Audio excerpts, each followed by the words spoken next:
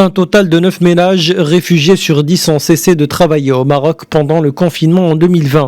Un chiffre qui a poussé l'Union européenne à lancer le programme Améliorer l'accès aux droits des réfugiés en Afrique du Nord Maroc.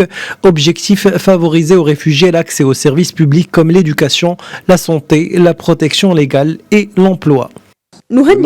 Nous félicitons le Royaume d'avoir conduit des actions louables pour accueillir les réfugiés dans les meilleures conditions, pour leur assurer les droits fondamentaux et pour faciliter leur accès à l'enseignement et aux services de santé. La coopération étroite entre le Maroc, l'Union européenne et l'Agence des Nations Unies pour les réfugiés va se poursuivre pour la mise en œuvre d'initiatives supplémentaires pour ces réfugiés. Le dit programme a abouti à des résultats positifs selon les représentants onusiens.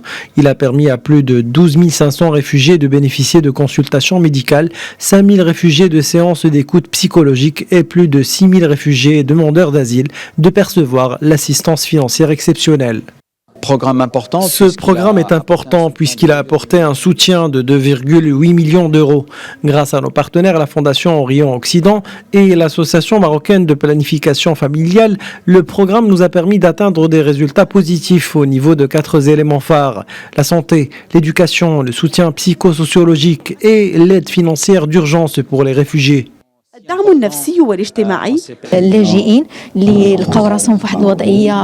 Les réfugiés se sont retrouvés dans une situation assez compliquée durant la pandémie. La plupart ont perdu leur emploi et c'est à ce niveau que nous intervenons pour les aider, les orienter.